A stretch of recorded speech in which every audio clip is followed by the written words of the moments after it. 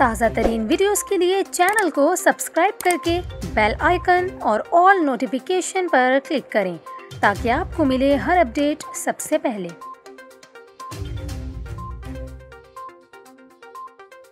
और यहाँ पर आपको खबर दें, सिंध हुकूमत की जानिब से अहलियान सखर की सहूलत के लिए पीपल्स बस सर्विस का आजमाइशी बुनियाद पर आगाज़ कर दिया गया है। कराची और हैदराबाद के बाद सखर में भी जनवरी से हुकूमत सिंध पीपल्स बस सर्विस शुरू करने जा रही है।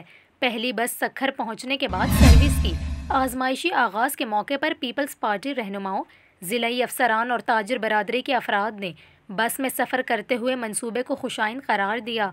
पीपल्स पार्टी के रहनुमा ने बताया कि हुकूमत सिंध की जानिब से सखर के लिए 11 बसें दी गई हैं और इन बसों के रूट का हतमी तयन करने के लिए काम किया जा रहा है। उन्होंने कहा कि सखर को मिलने वाली इन 11 बसों में से 4 बसें रोहड़ी, पन्नू आकिल और सालेपट के रूट कवर करेंगी।